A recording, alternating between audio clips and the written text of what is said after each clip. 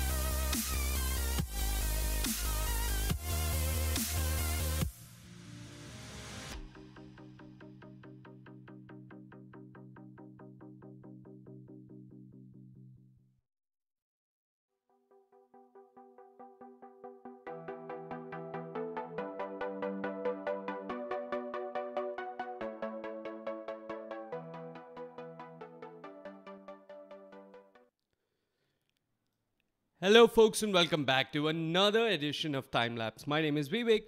With me is ClouDx, and with us is a very special guest. A guest that needs no introduction, but in case you live under a rock, he's the voice that has defined some of the biggest plays in the history of Dota 2.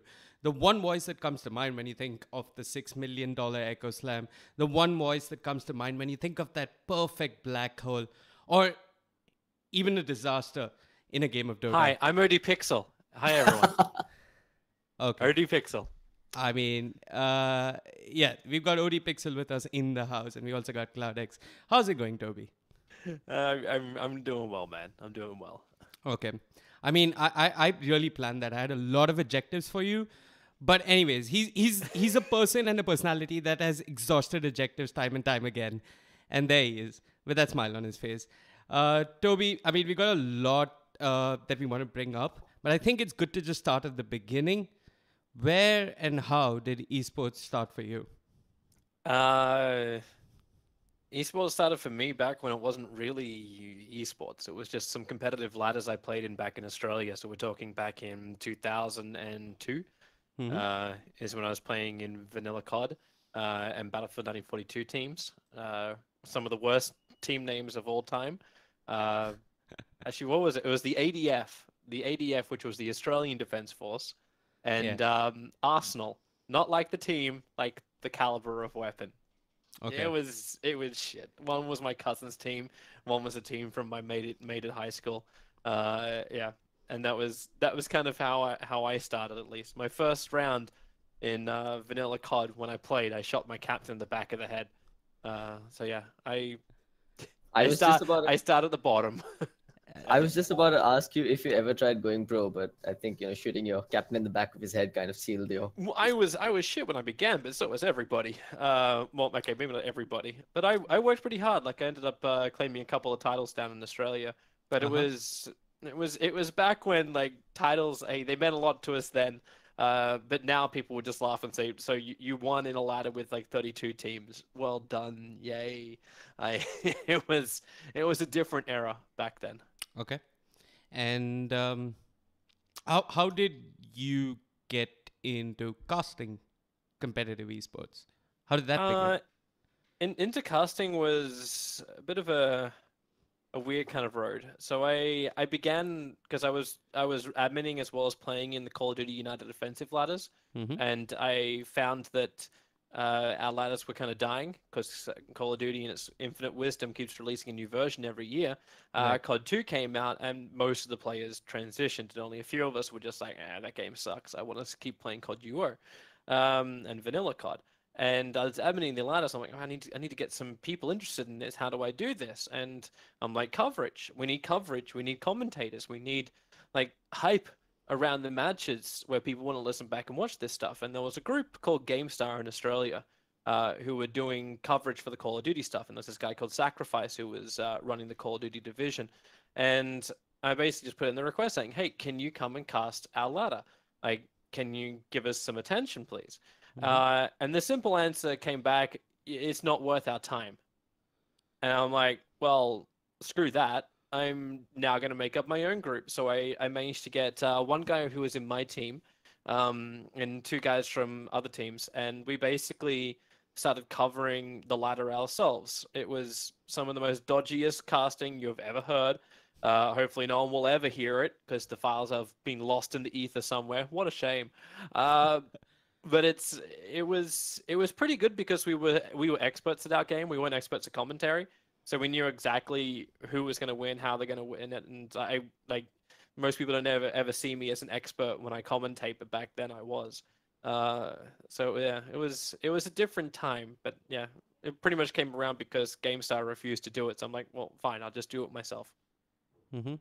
I mean, you just said people don't see you as an expert, and I know you said that in jest to some extent, but I think after coaches and managers of team, a Dota 2 caster sees the game from a very unique perspective that not many people see.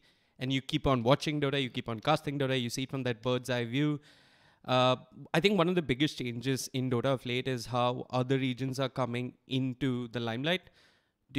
from all the Dota that you've seen, what do you think is responsible for Southeast Asia's recent success, recent small successes here and there, or did you always see this coming? No one ever sees Southeast Asia's success coming, but you always see the drop coming. Southeast Asia was always very unstable. Like you look at like two players who were just like the biggest names in Southeast Asia, which is Ice and Mushi, and both of these guys were playing for Chinese teams for a long time because they just realized that Southeast Asia couldn't function.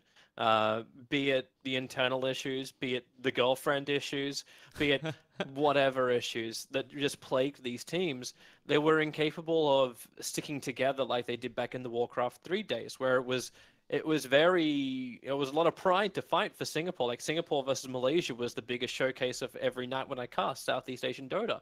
The pride of Vietnam, who were coming in to try and like topple the giants that were in like Nirvana MY and Nirvana SG, or in King Surf and You're talking about Dota 1, right?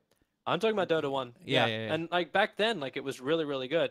And a lot of those players are still the ones who play today. There's some new blood coming into it. The Philippines got a lot stronger as well. And there was more infrastructure being added to Southeast Asia. So it was only a matter of time before teams were able to focus enough that they could actually compete at a high level. But it comes and goes for every single region. Hey, America's going to dominate. Not right now. Then it'll be China. Then it'll be Europe. Then it'll be Southeast Asia. But the biggest thing Southeast Asia always struggled with was keeping teams together. They needed the leadership to do that. And with Ice returning, this leadership is there. Same with Mushi. Yeah, I got to add on to that by saying that you've got folks like Eternal Envy and now Universe as well coming in. They're kind of bringing in some stability as far as team players go. Yeah. Mm-hmm. He has the personality to keep a team together. As long as everything, as long as there's enough pizza. Meme. let's just meme it. Let's just meme it and not talk about it real. Before this podcast, like I was preparing. I was a little nervous. Does Toby prepare for a podcast, or do you ever get nervous before you go and cast? Rather, not a podcast, cast a game. Do nerves get to you? Even now, sometimes I get nervous, but it doesn't really affect me too much. Like if I have nerves, it's hype nerves. So like I want the game to start. I get really annoyed with delays. Like I'm just wanting to get the game happening. A lot of the time, I'm actually, because casters in most major events now don't even talk about the draft when it happens. And I sit there throughout the entire draft just getting massively excited and wanting to talk to people. And like everyone I cast with Merlini, may his career move on, he would rock up with the second last pick coming and would sit down in the chair. And I'm sitting there and I'm just like looking at the draft. I'm like, I want someone to talk to. Kyle's actually really good at that. We were doing that when we were casting DAC. A month or so ago, and we just sat there and we carried the energy through the draft. So I kind of wish they'd give us the draft back, especially when you got like these 3-man panels. I think a casting team could do exactly the same thing. But when you got a 4-man panel and you got a whole bunch of like professional players up there, I'm happy to give it over. Mm-hmm. It's almost too easy what I do now. Like my only preparation that happens is making sure my eyes, my brain, my mouth are all connected at the same speed. That's the primary thing. I never drink when the tournament is running. I'm always making sure I'm as sharp as I possibly can. Not even Monster Red Bull? Sugar-free Red Bull, sugar-free Monster. I will drink these. They give me a little bit of a boost to get everything firing up a little bit harder. But yeah, beyond that, nah, it's water. Do you have like a pre-game ritual or a pre-game prep of sorts that you do? Maybe in the hotel, maybe at the desk itself. I don't have voice-wise. Like sometimes I'll just stretch to get some blood flowing. Something I like doing is watching a replay of a game, and I watch it at 2 times or 4 times the speed. It's kind of like, for me, it's like lifting weights. Like you lift weights and then you go and lift your mobile phone, and all of a sudden you're straight through the roof kind of thing. And it's very similar for like my eyes, my brain, my mouth to keep up with what's happening. If everything feels a lot slower, and like we all know what it's like after being at like a level 25 intensity game. You're moving at high movement speed, and then you start another game. It's like, well, I got no boots and I'm walking out to the lane, and everything just feels so slow. But you feel like you can watch a lot more and take in a lot more. So that's kind of like my sort of ritual when I feel like I need the kick. Mm-hmm. You mentioned Merlini, and I mean, we all read Merlini's post on Reddit, and one of the things he mentioned is that casting as a career is somewhat limited as far as stability is concerned, as far as lifespan is concerned. What's casting as a professional career like, and what are you looking to do outside of casting, if at all anything? So the casting life is pretty much on the road almost all the time if you are going like so head on at it. Henry G and Sadicus from the CS scene are probably two good examples for this, where these guys just cast absolutely everything, and eventually they just said, I need a break, I need to stop. Red Eye, he's at so many events, so many different things. I don't think that guy really has any downtime. Remember, there was this period last year where I think he said he was on the road for 6 months straight. Like, he literally didn't even put a foot inside of his own home for 6 months. So you can imagine, like, when someone like Merlini comes out and says, well, I was actually thinking of having a family, of having friends, and not just the friends who you work with who are on the road all the time. Like, actually, like he's a very popular kind of guy, so he's got a lot of friends back in America. Which, you're gone for 6 months. How do you maintain friendships? How do you, like, if you want to have a child, how do you say I can raise this child when I'm not home for 6 months straight? It's a very difficult thing to do, and it's unfair to a lot of partners. Like, I can't even, like, I would love to have a cat or a dog, but I travel too much. I can't even have a cat or a dog because it would be cruel to the animal for how long I would be gone all the times. Then who takes care of this? It's problematic to say the least. So yeah, I completely understand where he's coming from. And when you reach my age, you start thinking more and more about these things. So I'm looking at other things that I can do from home. And be this consultant work in esports, advantage of, like, from playing my first professional game 16 years ago to casting my first professional game about, well, 15, 14 years ago. Yeah, I have a decent amount of experience to pass on, but it's also other projects. Like I want to build a game. I started assembling a team to build my own game, and this is the type of stuff that I can do from home. I can be on podcasts from home as well. I can cast from home. Like, as long as you set yourself up right, like, I can try and find more time to at least be in the right location, spend less time traveling, and more time having a life outside of casting. Okay. This really feels like an extension of your early days, right? Just building up teams, building up groups of commentators, and now trying to build something new of your own. Yeah, it's also a bit different from my early days, because in my early days I sacrificed so hard to build what I did. Like, I started off as a player. I then created my own little division of casters. I then merged this into a bigger group of casters and then started traveling around to do work. But while I was doing all of this and I was casting all these tournaments, I still was working 40 hours a week in retail, because that was where it was the easiest way to make money at that time. It was an easy job to get. So yeah, I worked my ass off working 40-hour weeks, and then when I come home, like, I would wake up in the morning at around 7 or 8 a.m. I would drive to work. I would normally be so late that I would eat in the car on the way to work. So I got a down pat of how to actually drive a manual car, holding like a shitty sandwich in one hand and my other hand on the wheel. I even could change gears with my right hand. Like, it was, yeah, time saving. Would work until potentially like 6 p.m. Come home, cast Australian stuff, then cast SEA stuff, then cast European stuff. Go to bed at around 4 a.m. my time. Have 3 to 4 hours sleep, and then just rinse and repeat. There's a reason why I have these panda eyes, because you can't just reset your sleep. Like, everything you lost, eventually you can play catch up to it, but it takes time, and I don't think I'll ever catch up. So yeah, I get to enjoy my panda eyes. It's a nice memory. You brought up Sadicist, and he's one of my biggest idols outside of Dota to casting as a caster. I really look up to him, and he puts in a lot of work. He loves to explain his technique. Are there any casters that you really enjoy or you really look up to or learn a thing or two from? So there's a couple of commentators out there which I take a lot of lessons from. Originally, when I was a kid, I'd listened to this guy called Craig Warren, who was an NRL commentator for Australia, because he had a timbre in his voice that just like it just pushed epicness forward.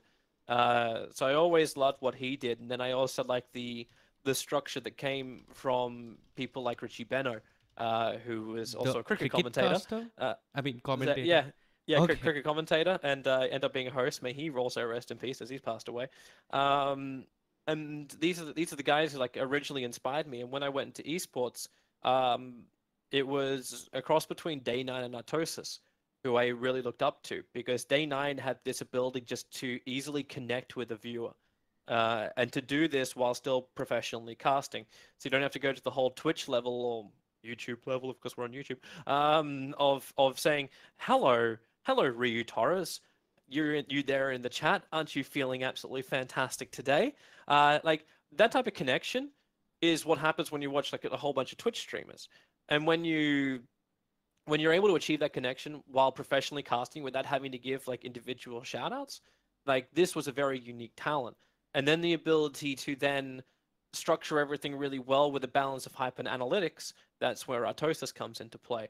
Because he, for me, is the perfect blend of a commentator. He'll fit into every role you want him to fit into, and he will have a level of respect for anything that he talks about because he does his homework before he goes into it. So for me, like, yeah, they were my big esports influences. Okay.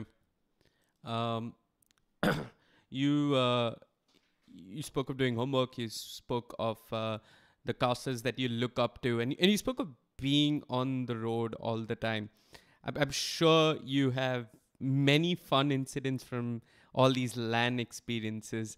I mean, just one or two stories of what goes on behind the scenes, without giving names, if it's up to you. Well, we could always talk about the Shanghai Major if you want to hear about some real fun things. Actually, the moment I took a picture of the casting desk, and I was advised not to share this publicly because there were open cables, like our headset cables that we had were actually like split down the rubber coating, so you could see the raw cables inside. But that was almost as good as what was it? It was the NYC, no, and what was that tournament they hosted in Singapore? Major All Stars, was that the one? It might have been the Major All Stars, but what was the organization that run? And it was Key TV who came in to do it. I think. Yeah, and NCY, whatever the hell it was. I'm sure there's someone in the chat who'll probably tell me what it is. And they had OD Pixel casting it, and you notice they were wearing their hoodies on their heads while they were casting. Nanyang, yeah, it was Nanyang. Yeah, okay, chat got it finally. The Nanyang, and the microphone cables were actually electrocuting the commentators during the middle of the cast. So they had to have the insulation by putting the hoodies up, and then they had the headsets over the ears pushing into the hoodies so they wouldn't get electrocuted. That's wow. That's a safety hazard. That's a first. Oh, that's I've had a couple of zaps from headgear sometimes, but I still think my favorite story of like really, really dodgy LAN events, it actually came, like two stories came from the same LAN event. So it was back in Warcraft 3 Dota, and it was SMM. I don't know if anyone ever remembers that, but they were the distributor for Warcraft. So they kept running their Dota tournaments with Dato Ricky Lim, who did everything there. And we went into the middle of buttfuck nowhere to do this event. It was at what felt like a kids playground area. So it was a theme park, a Western theme park that we did it, and I can't remember the name of oh god, what was the name of? I can't remember the name of the park.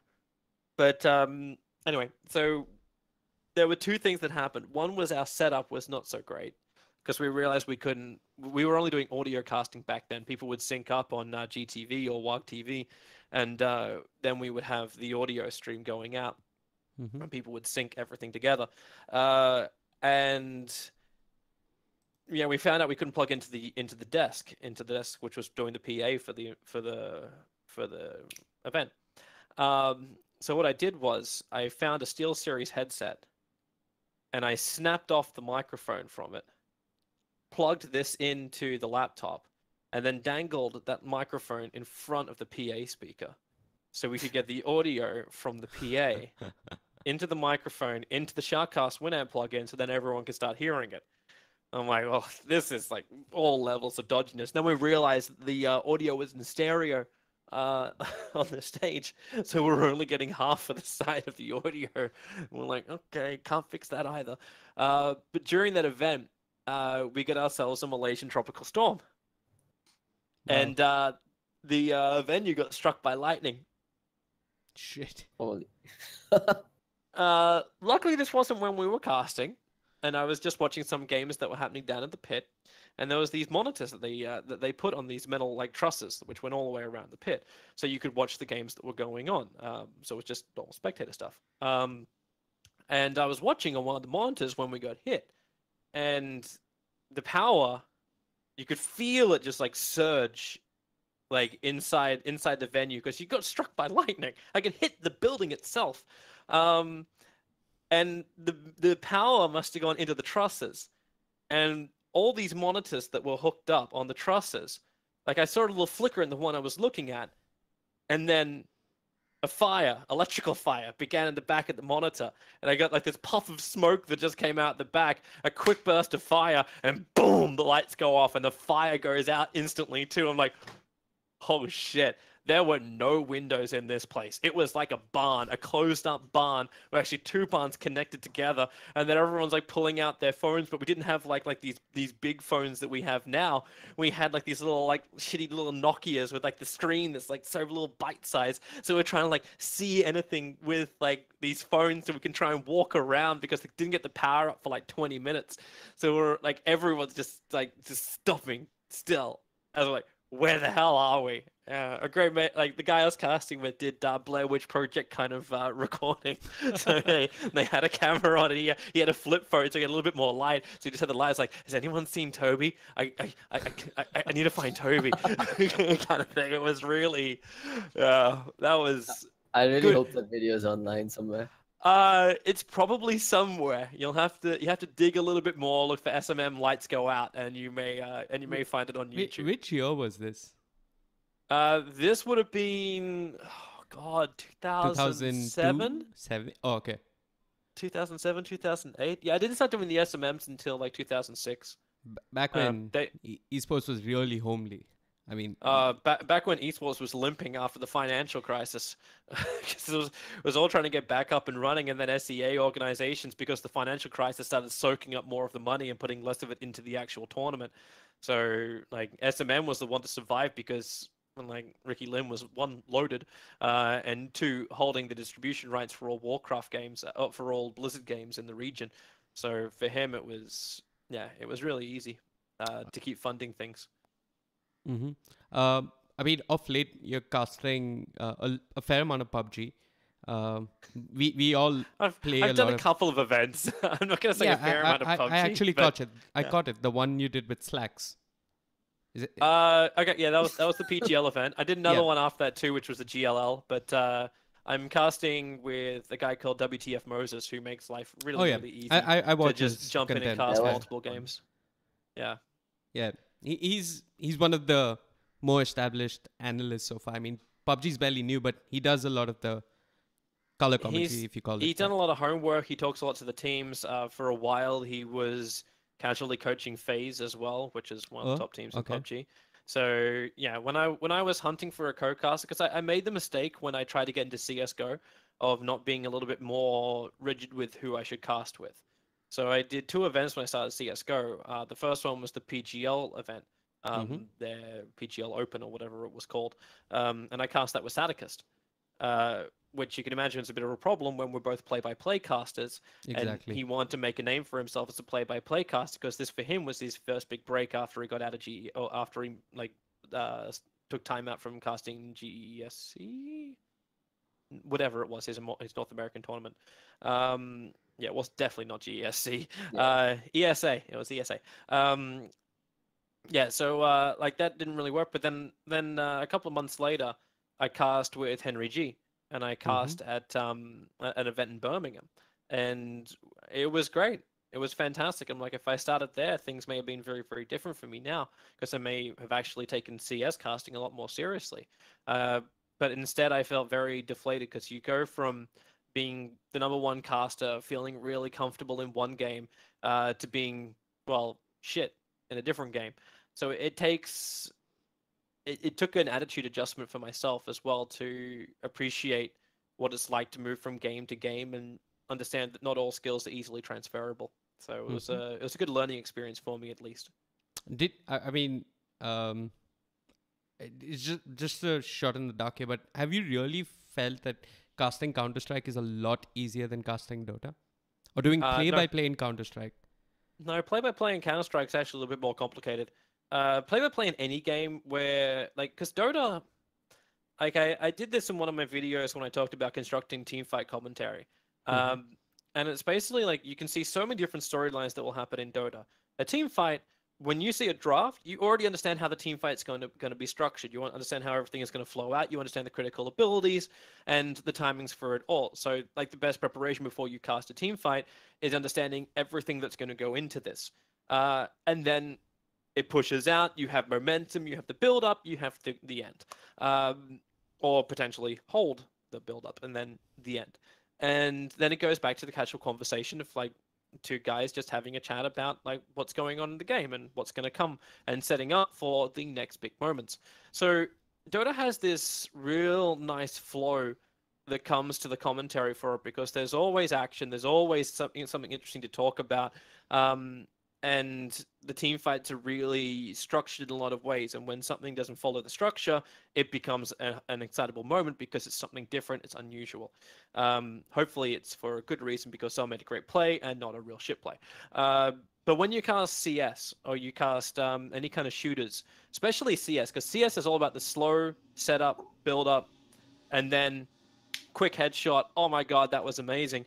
And it's very... like, like, if you're on Roller Coaster Tycoon, you get high nausea ratings when you have bad casters doing this, because all of a sudden I'm going flat and then boom, I go straight down. It's just like my guts left up there. And the same type of thing happens when you burst hype moments. It also has a lot of problems with fakeness, because when you burst hype moments, when you don't have that build up, this is when people start to say, oh god, this guy's just turning it on for everyone, so they're just watching. Yeah, he doesn't know what he's talking about. He's just trying to scream when something happens on the screen, and a particle effect flies across the screen. Oh, look at that go, kind of thing. And it causes a lot of fakeness. And I think CS casters have a harder time dealing with that, just because of the rhythm of the game, unless they really know what's going to come. So yeah, I find Dota casters have an easier path to that. But yeah, if anyone's watching Dota casting and they hear that spike of hype, especially with English casting, it's a little bit more like in Russian, and I know like in the Philippines, it seems to be a little bit more desired that you actually cast like that. But with English casters, it's not. Like, especially if you then have an American accent on top of it, you just sound like you're inserting Q line hitting play. And it makes everyone think that you're really fake. It was something which Breaky CPK was actually being called out on during his recent casting at Epicenter, and he publicly tweeted saying he didn't understand why. And this was, I believe, the reason why, because he does this real burst hype with generic American Major League Baseball casting tone, and it causes these type of problems with the consumers. Okay. So, I mean, what you're saying is, in Dota, you see a progression to the hype. It's much more easier to arrive towards that hype naturally. But in Counter-Strike, it's a bullet killing someone in the head, and there isn't a sequence of events letting you move towards that hype naturally. There is, or we're struggling to find it. And the best casters can see it. And that's Okay. why, like, I think the CS Tier 1 casters are very limited with who they are, and, like, and the reason why they are above everybody else. Just because they see it, they get it, they understand the rhythm, and people love consuming that. Right. I want to come back to PUBG. It's I mean, we all play PUBG. Our experiences with PUBG were a little bit like yours with COD. We all shot each other in the back a couple of times, and yeah, I mean, I've been watching PUBG, and I do you think that we've still found a way as to how to observe this game? It's really difficult to observe a game of PUBG, and the primary reason for this is it's the choices of storylines. So when you again, I'm going to do a reference of Dota to PUBG. When you watch a team fight in Dota, you understand the different storylines which can come out from it. But everything is still going to be pretty much on that part of the map. So the only thing which annoys a viewer is when you pull away from that part of the team fight and you don't see it anymore, which is where the multicams and everything else comes into play. With PUBG, it's a lot more difficult because you have 16 or 20 teams playing and having their own storylines. And then you've got 4 storylines inside these 16 to 20 storylines. So then how do you follow all of this? How does a director say, this is important? How do I have a camera set up to do this? And then how do you keep the commentators on the same page where they're talking about one thing in their head which they believe is going to be important, but these cameras take time to set up on the map. So how can you quickly jump to all of this? Especially when the map itself doesn't have any focal points. So when I say like focal points, like objectives to capture, like be it a capture point, be it a unique weapon, which is in a specific area that everyone knows about, like these type of things don't exist. Instead, all you do is you close the radius until it's nothing, and then this brings teams together. So most of the casting for PUBG is all about movement, which unfortunately then highlights the RNG factor, which is inside the game. And it's this thing like, how do you have a competitive game when RNG is what's decided? It's like saying, hey, we're going to play football. By the way, the goals are going to move. And how the hell do we now say this is a competitive thing if people are just picking up the goals and moving them, and then we just make the field smaller and smaller and smaller? Like, this would be the equivalent. Like, it would baffle anyone to say that this can be a competitive game. But then you understand that esports isn't just about making games competitive. Esports is about marketing. It's about making sure that this game title is out there in the lap of everyone and making them having a desire to play, to log on, to have the same skins as their professional players or the big influencers which are out there. And this is why I think like PUBG has put so much money recently into their world tour that they just started the qualifiers for, because it's all building up to that point. But to make a competitive mode, they still need to work on that. Like, we didn't think COD 4 when it came out was competitive. We waited until Pro Mod before we ever said that game was going to be competitive, because there were too many extra perks which were RNG or OP. Everything has to come in balance, and like PUBG does a pretty good job of balancing the weapons, even if SMGs like Vectors are OP right now. You're able to balance that up, but you need to balance the map progression, you need to balance up the team thing, and they still haven't even tackled the whole thing of you're running round robin tournaments. No one runs round robin tournaments because there's no build up to the hype of the end, because someone could have won by the time they get into the last map. I was like, oh, okay, great. let's play a dead rubber game that means nothing. It's like, hey, third place matches are now popular again. No, they're not. It's I can't stand round robins either. Yeah, round robins are just boring as hell. So there needs to be like some form of elimination. There needs to be something which builds up to a hype point where everyone's either still in the running, but that's difficult when you have RNG, right? Because that's the reason why you do the round robin, to balance out the RNG factor. But it's still... Yeah, I mean, I think it's problematic. I think you just quoted Twitch chat in many words. Into words is esports ready. So, yeah, we'll move on. See, that's the other meme, right? Like, it's this is esports ready. Like, the whole genre isn't esports ready. Exactly. Like, you can't even say like, oh, Fortnite came in, it's esports ready. No, it's not, because no one's ever tried to make a battle royale into a competitive game. Like, it just hasn't happened.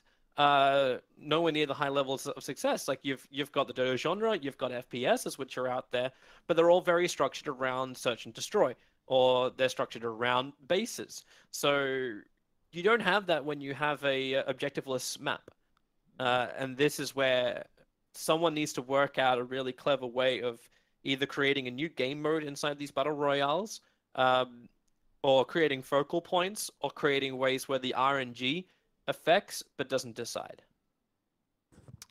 So on that note, I hear you're creating a game, right? Are you going in the battle royale direction? Is there anything you No. can share about what's coming up?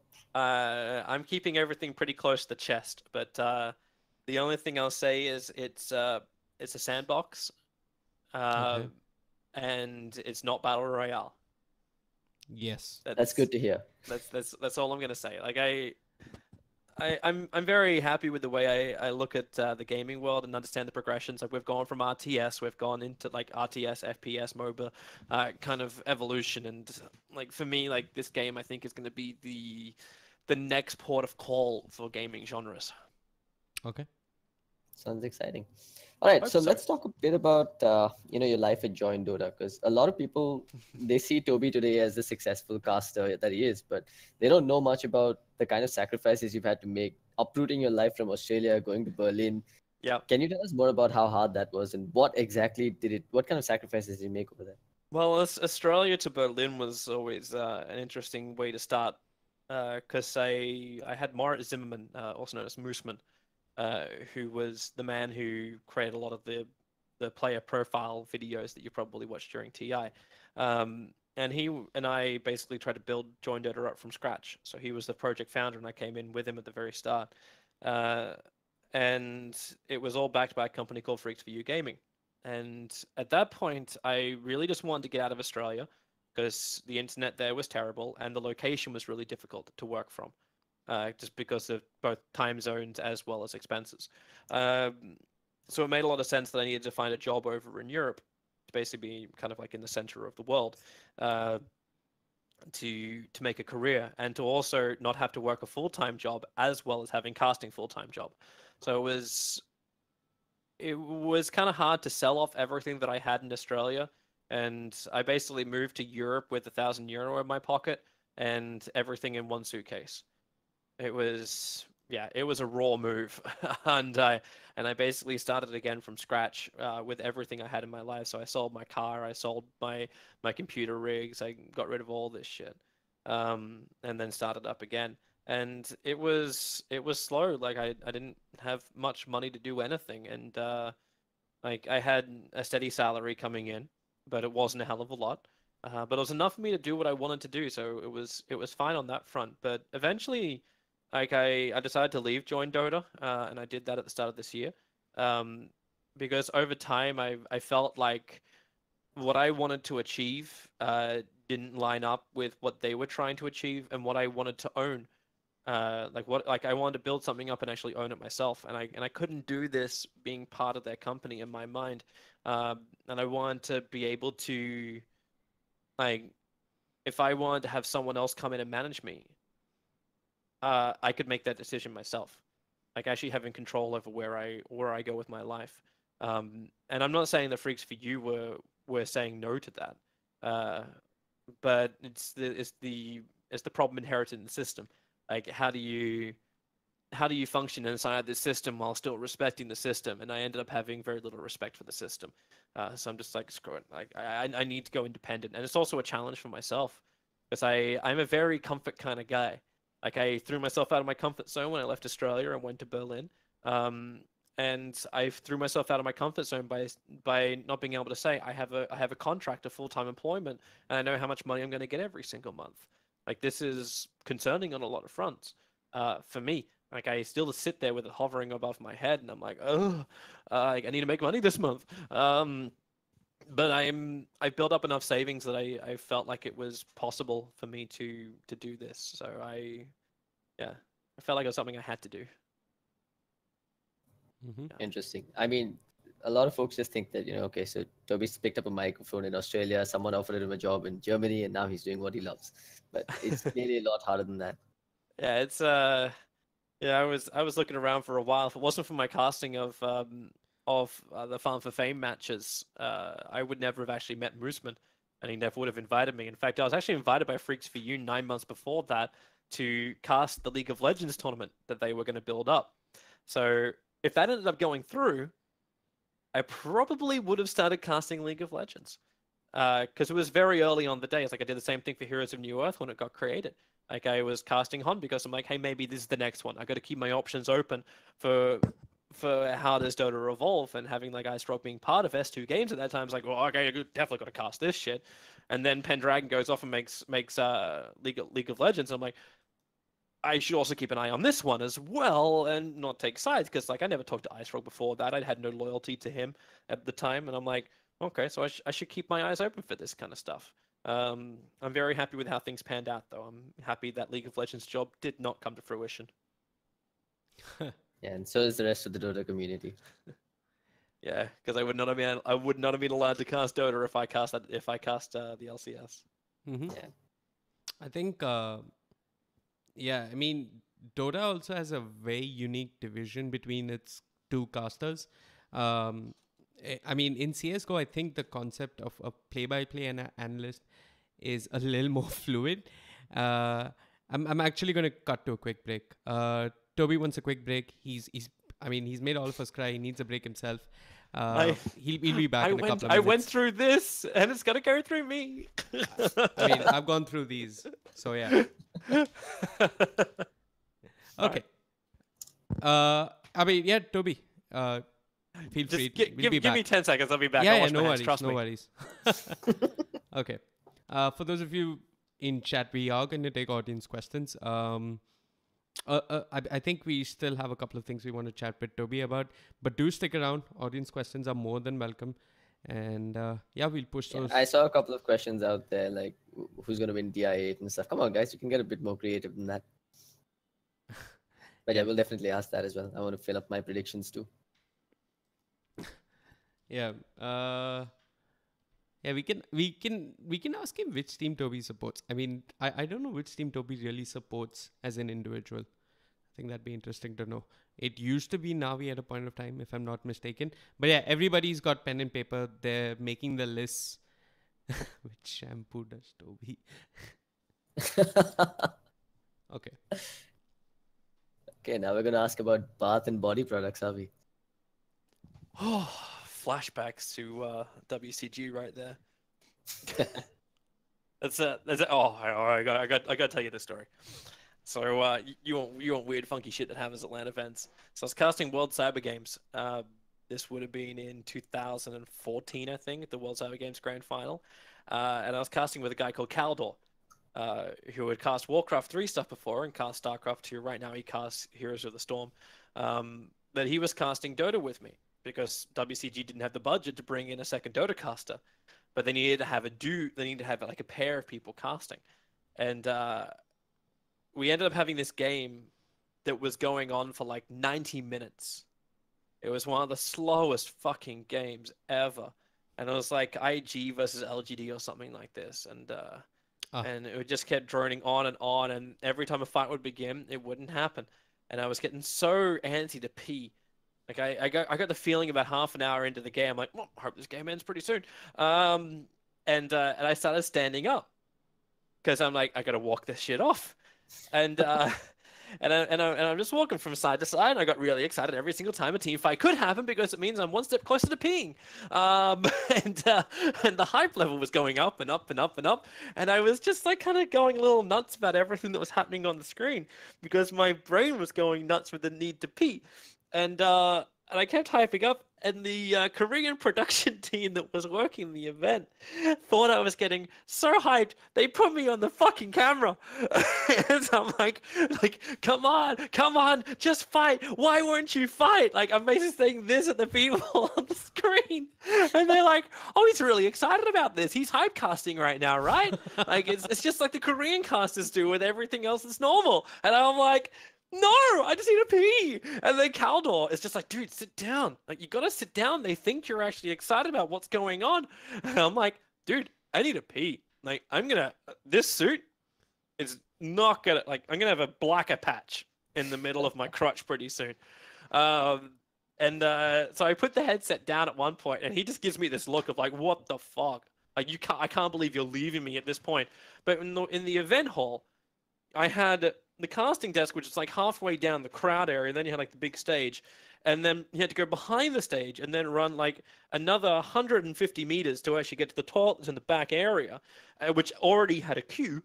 So I'm like shoving my way through the queue. I'm just like, I need to do this, I need to do this, and all the Chinese guys just like, what the fuck is he doing? And I'm just like, just pee, and then I just sprint back, and the whole thing took me about maybe 3.5 minutes because I was boom, like so fast running this shit. And I came back, and in that 3.5 minutes, they had a fight which basically decided the game. And then all they're doing, we're ending it. And I'm like, fuck.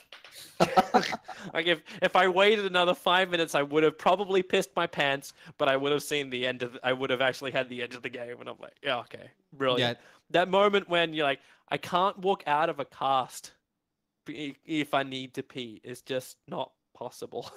Okay. How do you prepare for this at TI? You don't. Okay. You like I pee before every game happens is what I do. But once you do that, you do what I refer to as breaking the seal, which basically means you fucked.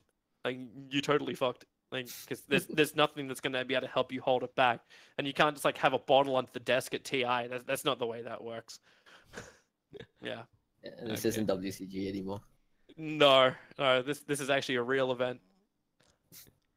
I think speaking of TI, any predictions? Because this has been one of the craziest competitive seasons Dota has ever witnessed. Do you think there's even one team that looks stronger than them all? Yeah, VP. Okay.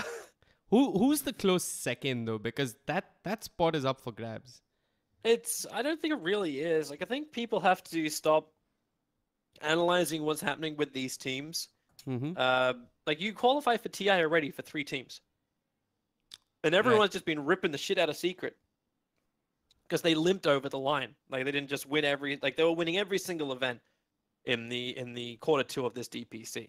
And they were dominating everyone. Like, no one was coming close, apart from Team Liquid. And it wasn't until Virtus Pro got rid of Lil and put in Roger that they really just like beyond stepped up everything else. So then you're like, oh my god, this team is beyond crazy. Like it was already crazy enough, but now it's like really, really strong. But you can't just sit there and say, well, okay, well these teams are shit now. Because these teams qualify for TI, so why are they going to be releasing strategies? Why are they going to be like pushing themselves so hard? Like they almost want to be flagged as the underdog. It's like OG. Right. Every time they went in, they're winning they're winning all the majors. Went to TI, failed. Like so many of the CIS teams were like when they were winning, they're winning. Like Team Empire were one of those ones. We're winning, and then failure hits pretty hard once they get to TI, and it's flying under the radar. It's giving less information, and it's just in general understanding that a team's form is based on the synergy that comes, not just the draft. So if a team loses because their draft is a little bit quirky, and that's not going to carry through into TI, then you're still going to be confident in that team to compete at TI, because all they need to do is make sure they have the synergy. It's like the old Alliance days. They could draft whatever the hell they wanted to, because the synergy they had as a five-man team was just so good they could execute any draft. And I feel like that's what you get with Team Liquid. That's what you get with Virtus Pro. That's what we may get with a Chinese team at some point. It's what we had with Newbie for a while. But then drafting and other interesting decisions comes out. So it's like these are the teams which are falling off, and then you can say, yeah, teams like Newbie are in a lot of trouble going into TI. Like even if they qualify through DPC points, SCCC can only carry so much, and their playstyle is a little bit too easy to read.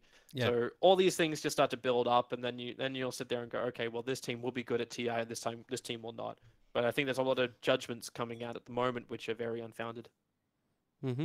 Yeah. I mean, Reddit just they're on a constant witch hunt just to probably put any one team at the cross and burn them. But yeah, there's a lot of unjustified hate for Secret. I don't know. We're all getting into that phase. The battle pass is out. Everybody wants to make predictions. I'm sure you're going to probably stream your predictions as well. Oh well, if it wasn't on a website that looked like an afterthought, maybe I would have. Yeah. Okay. I'm assuming you've already got your TI invite, Toby. My TA invite, yeah. Even if someone has that, not allowed to talk about it. So, Okay. Okay, I see. oh, except for the Russians, where everyone seemed to talk about it. Hmm. Thanks NS for a little extra drama in a day. Uh, I know that this is something that casters fight a lot, which is bias when you cast. I mean, it's so hidden. You yourself don't read it unless you go back and watch yourself again and again. But I just want to ask you, which is there any one team that you're really supporting this year, or Nope. it's just players that you So, like so to I look. learned this lesson a while back with Navi, where I was beyond fanboy for Navi because I was a really huge fan of Puppy. And when Kuro then joined the team, I'm like, oh shit, dream come true. Uh, and and you realize it when with what you say, like, cause with a lot of the stuff when you commentate in the way you describe things, you normally say it from one perspective or the other. And when you watch and when you grow up with football or with any kind of sport, and you listen to the commentators who are only streaming to your country, they're always very biased with the way they actually word things. Um, so this is a difficult thing to break out of if you're used to watching mainstream sport, because mainstream sport for regional coverage is very biased because they understand the audience they're going to. And personal opinions will always flitter around inside of your own head. And you need to let this come through every now and then, because without it, you don't portray your emotions accurately. But at the same time, you need to kind of disconnect. And this has taken me a while to actually like reach this point. So when everyone says like, "What team do you hope wins TI?" I'm just like, I don't want to answer that. Mm-hmm. Like my answer is always like the team that gives me the best Dota, because I found the only way that I could switch off the bias is to be biased towards the game itself, be biased towards fantastic moves, be biased towards like really great, well thought out strat and great execution.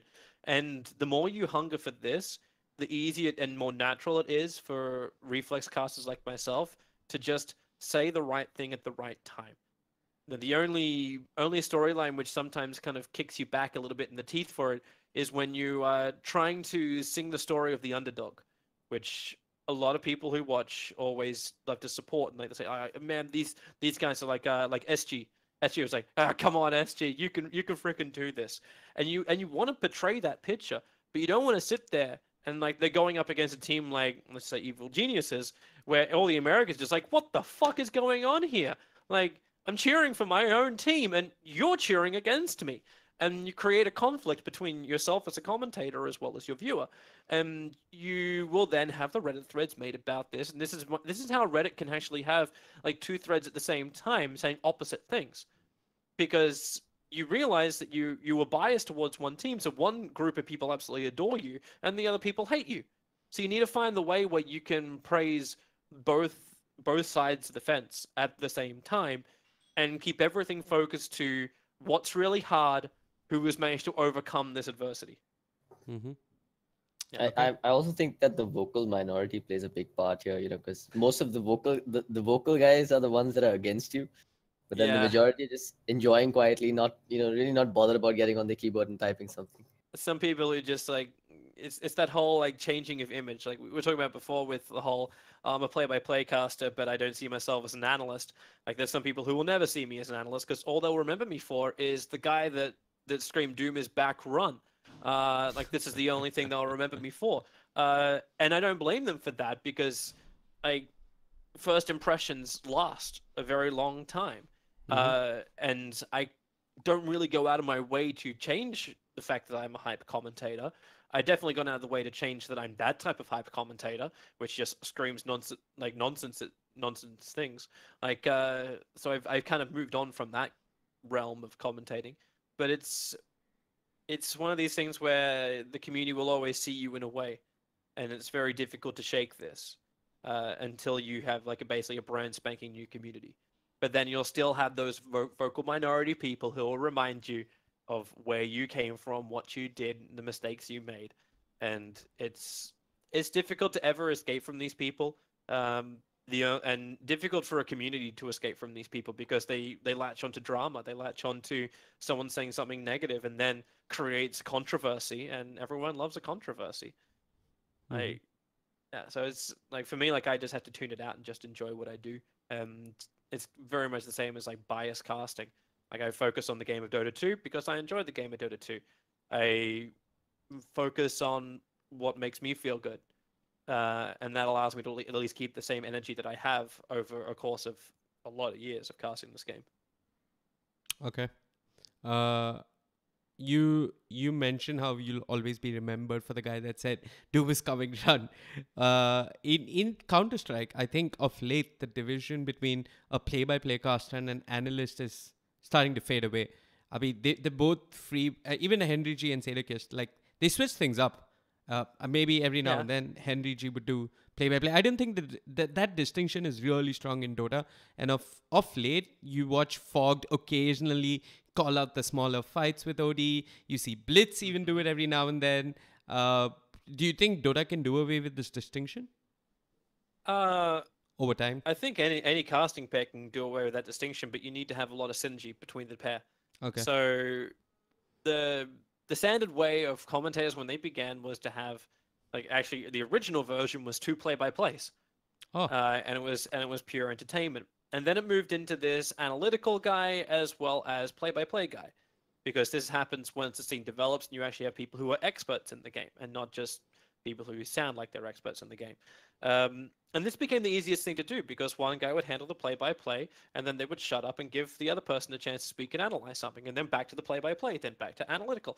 And it's very like tennis, like ball in your court, ball in my court. And it's a lot more difficult when you have a pair of casters who try and overlap, because to be an analyst, you need to have the respect for what you say. So this is really, really difficult to do sometimes. Especially for play-by-play casters who have that first image of, I'm a hype guy that just screams at things. We're not allowed to have like proper opinions on things. That's what we have the respected person sitting next to us doing. And then you're able to get these crossovers a little bit more. So people who cross the line, and it's a good thing to do, mainly because it creates a more dynamic cast where it's more of a conversation going back and forward. But you don't always need to like step over too far.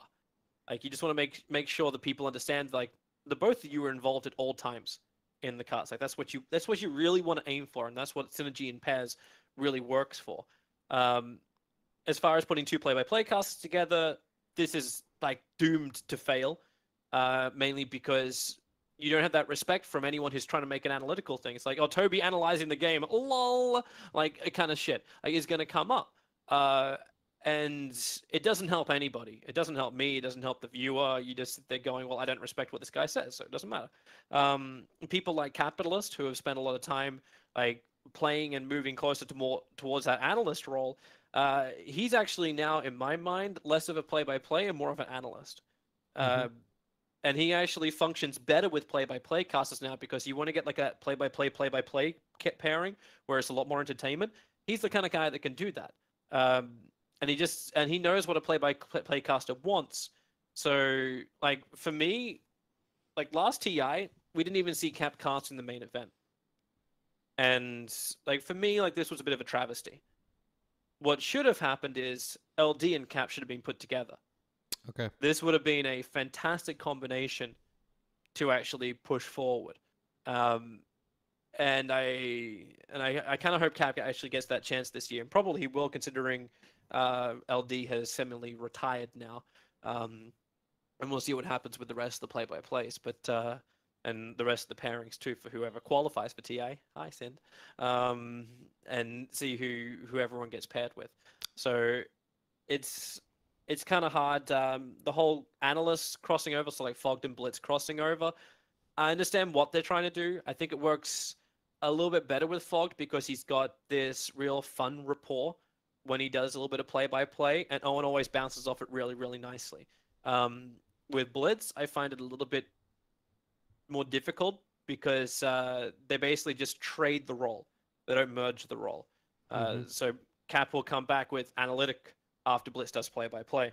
And it's like, it's really good, but it's catering towards the minority. It's catering towards the top 10% of people who understand Dota and want to learn something every single time they watch it.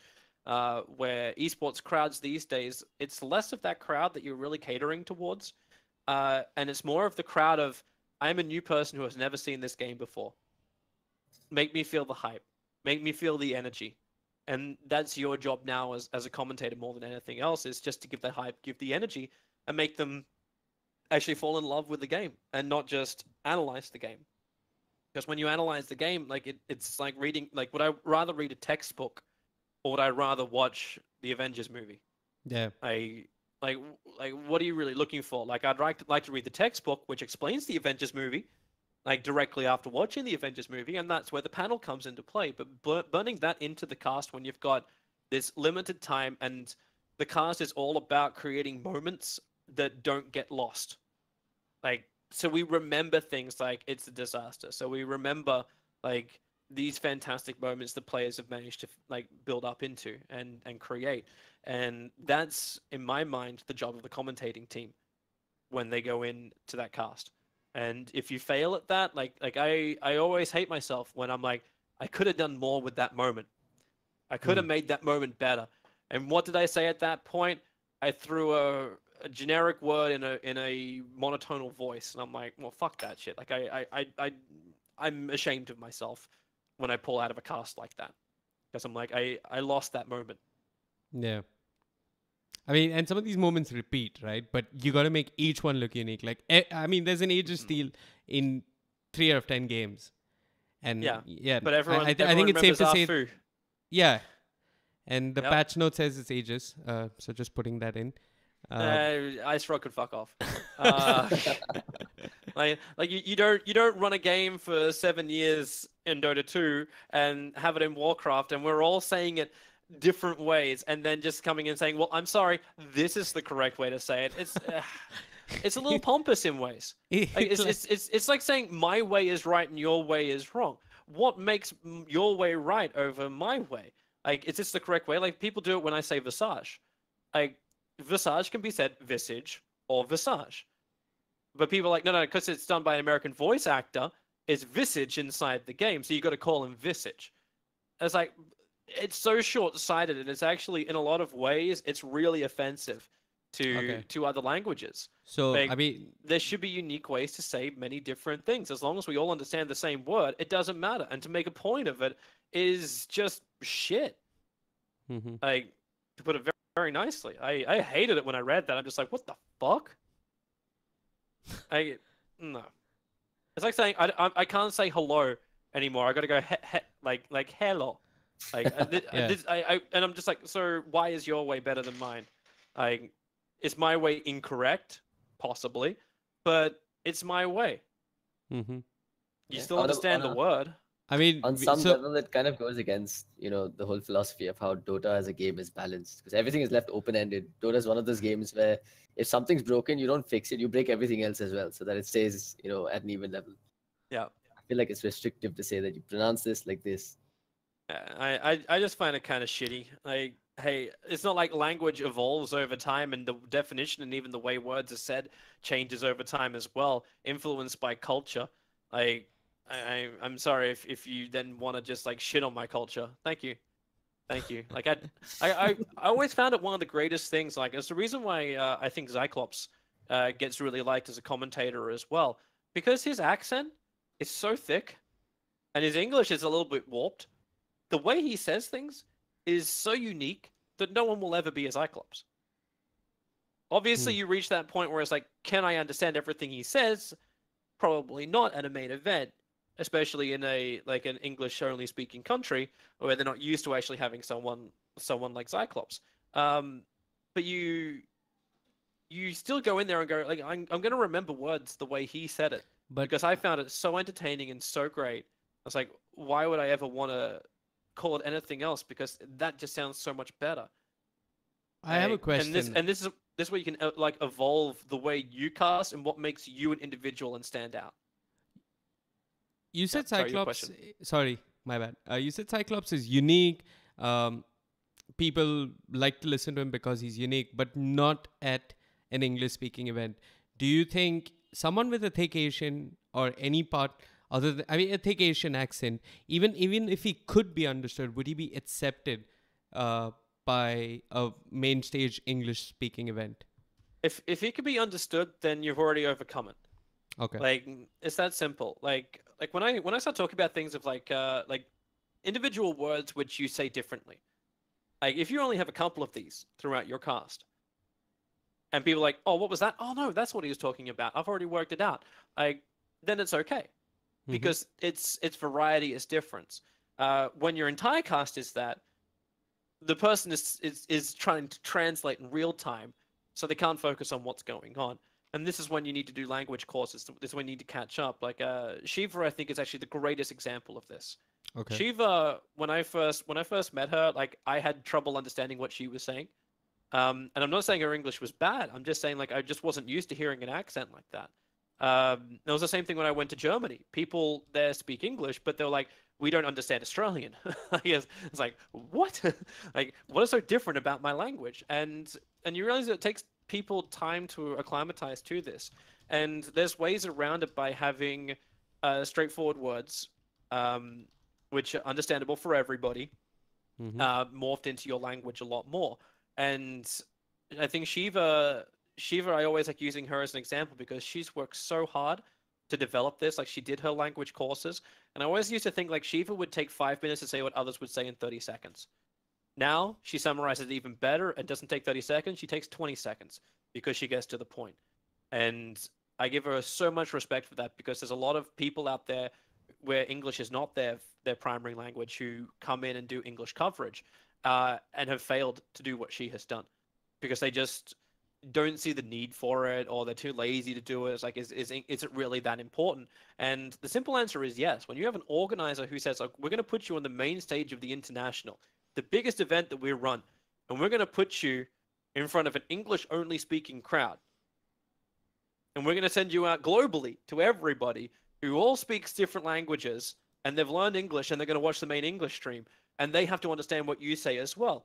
Like, that's a responsibility on you not to slur your words, not to use too much slang, not to basically say gibberish that people will be sitting there going, I don't understand what's going on. Like, if they want to do that, they may as well watch a Russian stream and just hear the excitement that comes out of the voice, and then you just get timbre and tone. And this is the equivalent of what you do, but an organizer will never plan for that. Okay. Because that makes no sense for an organizer. I'm going to move towards my last couple of questions because we've got chat waiting to shoot their questions towards you. Some of them are going to be awkward. Someone asked you your age, but we'll ignore those. I mean, that's already public. He's got a Liquipedia page. So. Yeah, I think. Yeah, so you can look it up on Liquipedia. I don't know my own age. The thing I wanted to ask you is, I mean, Indian esports, I don't know how much exposure you have towards it, but it's been around for a bit. We have 2 primary game titles that we compete in. That's Counter-Strike and Dota. We've had 3 tournaments announced so far, at least. Each, I mean, in total, we got 4.2 million USD as prize pool. But we have one very big problem, and that's that although Indian Dota teams do compete, we're like tier 2 SEA. We still struggle with viewership, while Counter-Strike doesn't compete that much internationally from India, has viewership by heaps. Yep. Any theory as to why? Is Dota Ded Gaem? Do you think production isn't doing enough of a job? Do you think the casters need to be better?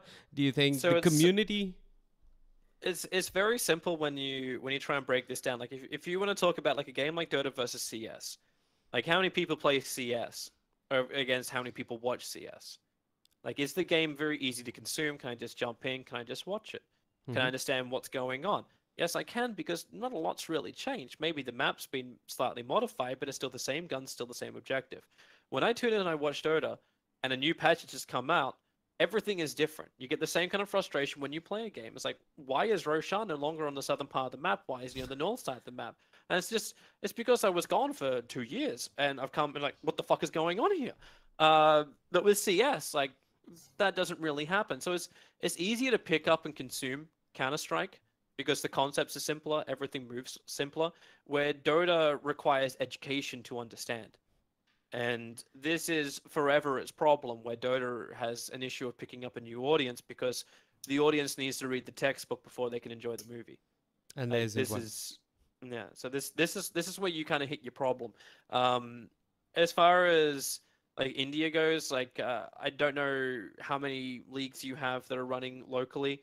But I always say there's like the same kind of way of just like building up with as a caster. You start locally, you show your own strength, and then this strength becomes more and more public. And then you can make it more international. But without having that foundation locally, and I'm not saying like you need to have really strong local teams. Like I'm saying you need to have strong local organizations that run this type of stuff. Like if you want to do a LAN event, do a LAN event. Show pictures, show the fact that you're able to run this. And when you do it, think about everyone else that's actually watching it. So if I'm doing a LAN event and I'm wanting people to actually come to India, like you've got the stereotype of what India is. Like this concept which is thanks to American movies and other movies in our heads of just like I'm worried about drinking the water or whatever kind of thing. Like in my head, it's gonna be hot as fuck. Like is the building gonna be falling apart on me? Like these are the type of things which are like are stereotyped, and you need to fight against that if you want to have people come to your country. It's the same thing with China. Like China, there's some really slum parts of China, but all the teams are taking pictures out of 5-star hotels. They're in venues which are pretty crisp and clean, and the stage looks really crisp and clean. And at this point, you're like, okay, I can actually run something that looks good, that is enticing for people to actually come to. And I can showcase the fact that there is a local crowd that can build up, that can be connected and can stay connected over a period of time. Instead of just saying, hey, let's just do something in India. Let's invite 4 international teams so everyone rocks up. Because then you got a burst thing which doesn't last long, and you probably end up spending so much money just to get like to convince these teams. Like it's first class flights, it's 5-star accommodation, it's condition, even an appearance fee probably they'll charge you for. And you think about how much money you'd spend on that when you could spend that money on having a better location or having more comfortable chairs for people to sit on, to actually having like a production which can put on a good show for the people that actually rock up as well as the people watching online. This is where you can use your funds better to build the infrastructure that people then want to work with you. Okay. That's a really interesting perspective on it, actually, because I feel like we're kind of halfway there. We've got good LAN events happening in the country. We have decent infrastructure, decent frequency of tournaments. It's like you said, there's at some level the community needs to play its part as well, and I feel like people have to step up. Even the vocal minority kind of needs to step up and start making noise about stuff that's happening in your own backyard. And you have to make it event based. You have to make it interesting for them, because you're facing the other thing too. Like we're a 7-year-old game in Dota 2 form. We're older than that if you take Warcraft form. How do you still keep someone motivated in your game? Like if Valve knew, they wouldn't be losing large amounts of people from their game. Like it's really dropped off with like, do I even have the Steam charts? So up to April, it was nothing but negative. Like you lost an average player like base of 48,000 people in the span of 1 month. Like the peak player like that we had for Dota 2 was just over 1.2k, almost 1.3k. So 1.291 million was the peak player. In the last 30 days, that's 844,000. And that's around the Battle Pass timing as well. And that's the Battle Pass timing kicking it up. Before that, it was 733,000. So when you think about it, the peak players, you've gone down by about 500,000 people. Like you've lost 500,000 people from a game. Most games are made off having 500,000 people in their game, but you've lost that, and everything just slowly starts to whittle down. So your average player peak, I see 709,000 as like the highest peak, and the average players in April was 430,000. Like you're losing community members all the time. So then you're fighting the problem of age, and you're fighting the problem of transition, because every gamer always wants to transition to a new game. Like this is This is something more exciting. This is a concept which is more enticing towards me. Like, this is where all my friends are now playing. Like, this is the latest version. This is what the hype's all about. Thanos just came into Fortnite. Well, fuck this shit. I'm gonna go play Fortnite. This can just happen, and it's kind of on the game to stay fresh, to stay unique, and not every game can do that because it's this continuous change you have in the genres. So, like, people wonder why Warcraft 4 doesn't get released, and the easiest answer is the community just doesn't want an RTS. The community doesn't want to play alone. So if you release Warcraft 4, the communities want to actually have communities. They want to play in 4-man teams. They want to actually have people playing together. It's no longer 1v1. It's no longer 5v5. It's now 4v96. Like, is what's going on. So it's like, how do you evolve a game past that point? And maybe it's Artifact. Maybe it's we just turned Dota into a card game. But then you're playing 3 lanes. It sounds very complicated how to play the game. Are we going to have that same problem of like learning experience before you can enjoy watching it? Is this the problem you face? Have you tried Artifact? No. Okay. I have not received a key yet for Artifact. They say 500 battle pass levels or some such stuff that anybody. This is what I heard. Never mind. What, anyone who gets 500 battle pass levels gets a thing for Artifact? Well, I've gone past 500 and I don't have a key for Artifact, I'm calling bullshit on that. No, towards the later end of this month is what we've heard. Anyway, It's just rumors, man. yeah, just I doubt- rumors.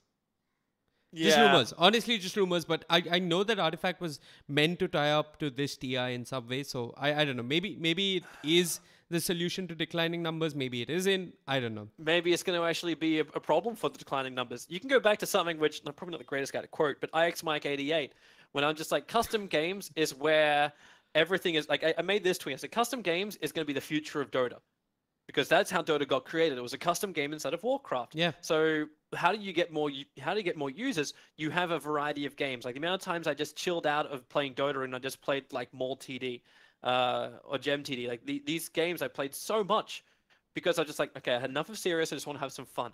And the custom game system is so shit now in Dota that you can't just log in and have the fun. You get frustrated. And I'm like, if I'm going to get frustrated, I may as well just play a normal game of Dota. Or Dota Turbo, and I can just not give a shit if I win or lose.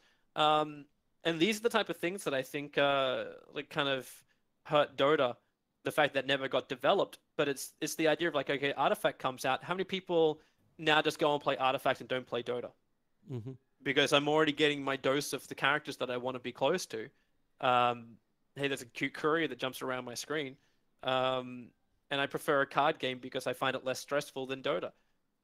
So you could potentially split the audience and Dota numbers could actually drop because of the release of Artifact. And then how many new users does Artifact actually pick up? Like, you can be grabbing from the Hearthstone community.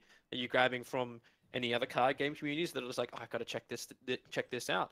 And does it become that game that makes waves? Like when you have PUBG come out and hit 3.2 million people peak, you're like, oh shit, that's a lot of people.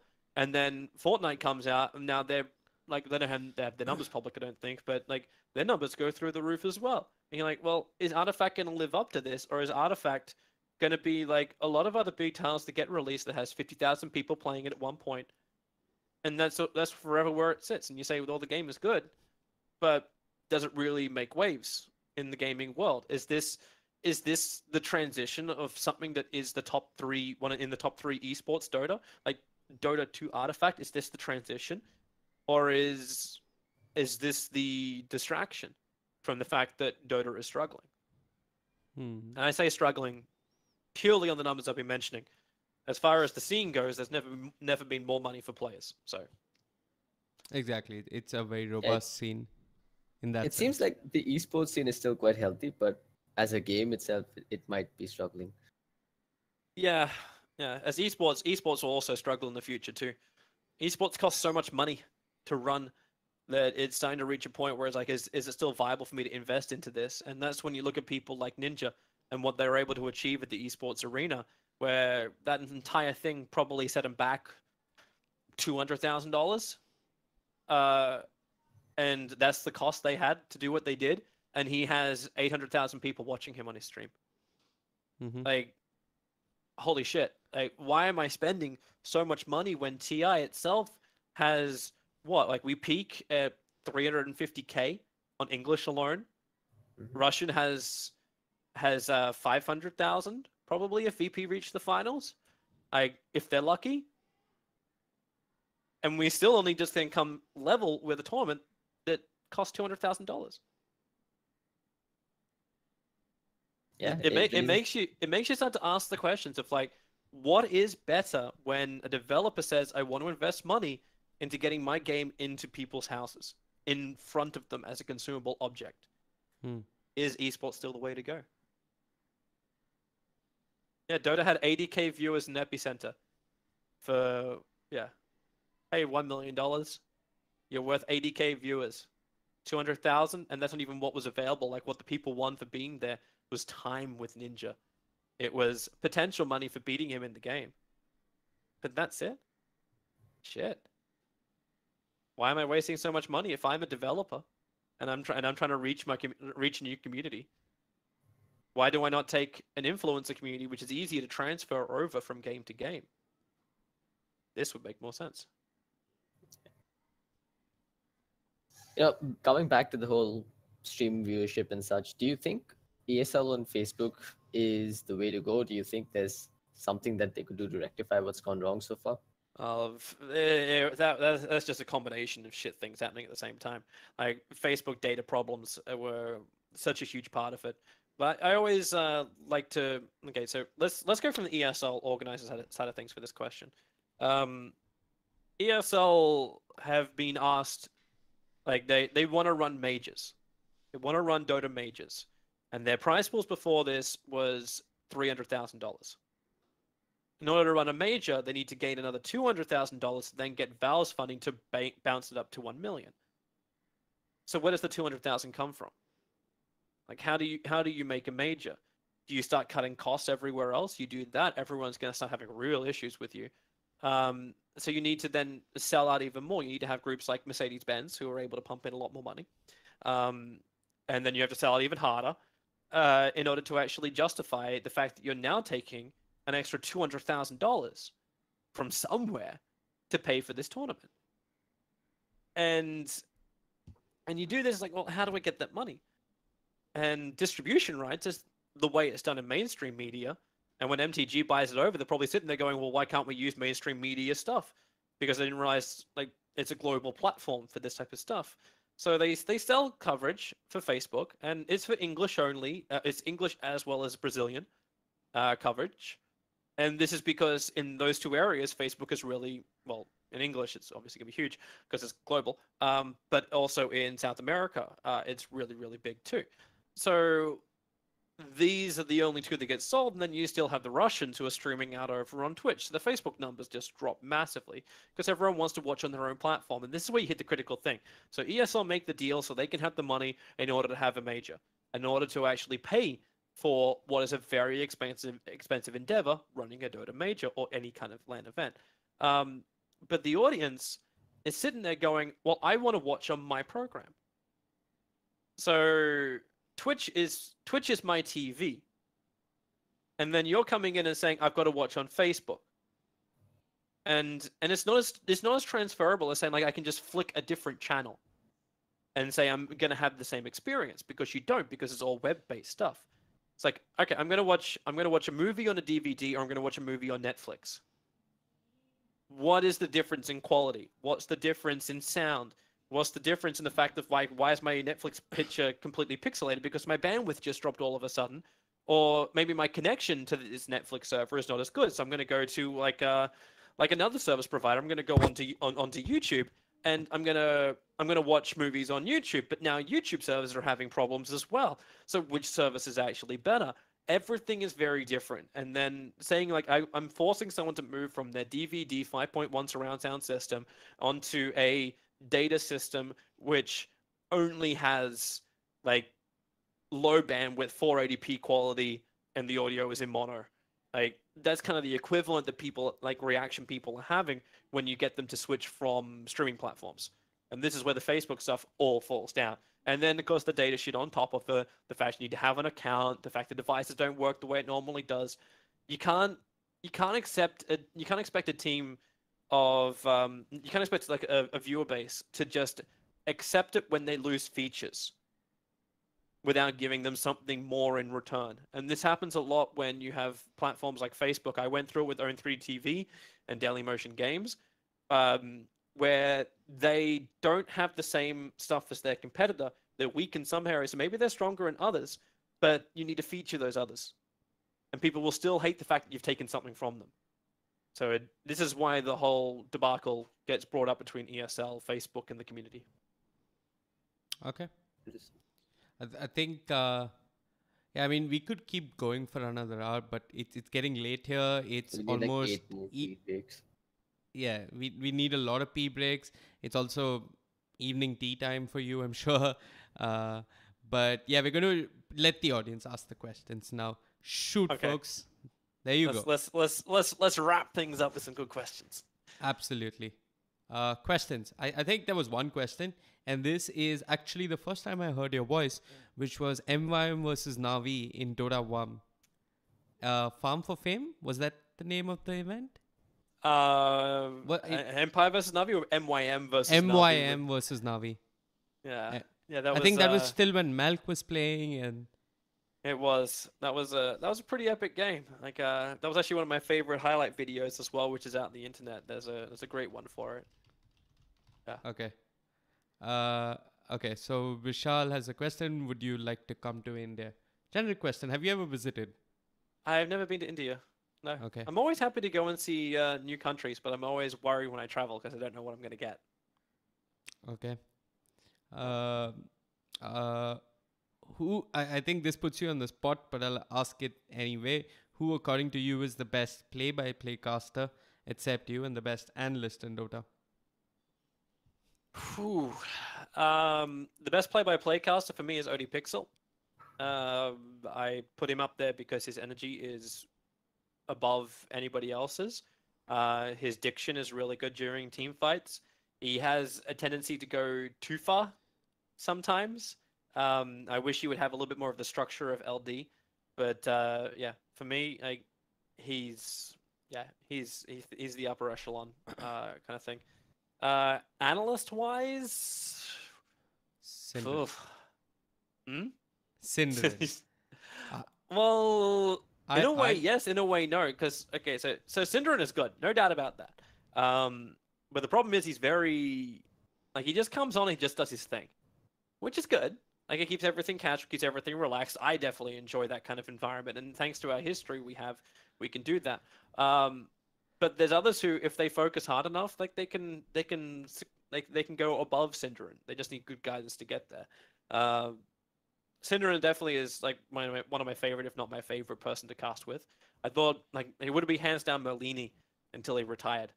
That I think was actually the greatest analyst, because Merlini was starting to move closer towards the line of like, I know what the hell I'm talking about, but I'm having fun talking about it. And that's what I feel like a great analyst in a game.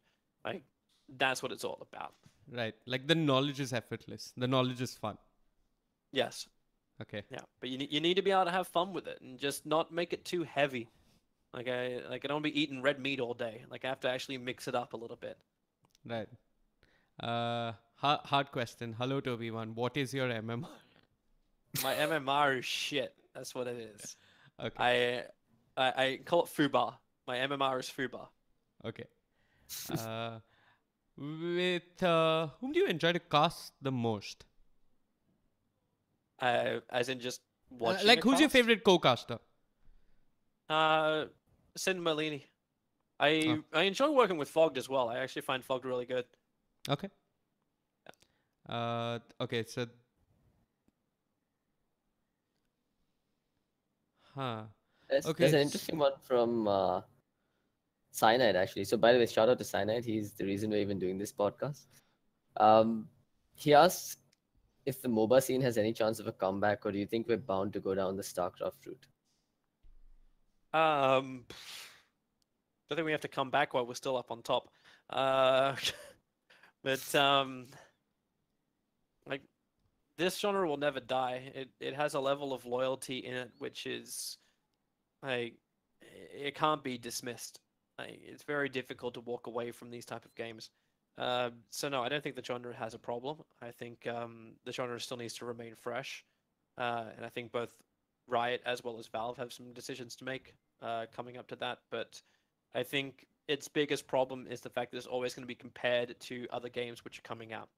So no one thought there was a real problem with Dota until there's a number which supersedes it. So the 3.2 million from PUBG should make a lot of people wake up. The movement back in numbers if the prize pool doesn't reach the same prize pool it made last time. Like this is also a problem. You've lost half your player base. Well, you lost 500,000 people over the course of 2 years. How are we still going to make the same? Like, is there still that much money in the community that you can raise the same amount for TI, or is everyone just spending their money now and then it's going to let it sit there for the rest of the time? Like, these are the things that just float around. Like, does anyone take a step backwards, or does anyone make it look like you're taking a step backwards?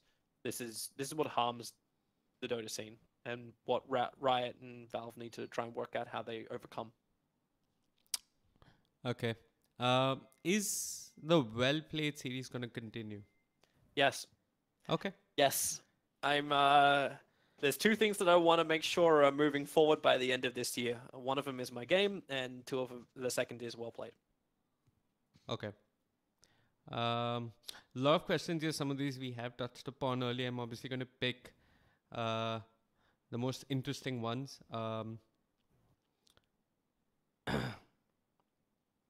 Wow, so many questions. Wait, give me a minute, Toby. It's like a wall of text over there. Yeah. What do you think of this year's TI Battle Pass? That's a bit generic, but It's go with it's the same stuff. I'm not that excited by it. yeah. Like I just wanted the voice lines to use inside the game, and I can't even get the Pinoy casters because I'm not spending that much money. And that was actually so what's that hilarious. about? The Pinoy casters are at like 1,250 levels or something like that to actually reach them. Like, is there anybody in the Philippines going to have that much money to reach their own casters? It felt very, very backwards, that one. Plus the fact that we had to spend the same amount of money for the same voice lines that we had last year. Yeah, There should be some follow over when you're just selling the same thing again. Mm-hmm. Shreyash had a couple of technical questions on casting, but I think we put forth most of the issues. If you've got some technical questions for casting, check out some of the videos already made on my YouTube channel. You'll probably find a lot of answers already there. And Okay. I'm going to, once I get off my lazy fucking ass and stop having other things distracting me. Not that I'm saying this was a distraction. Like I spent way too much time in other stuff lately. I'm gonna do the caster review series.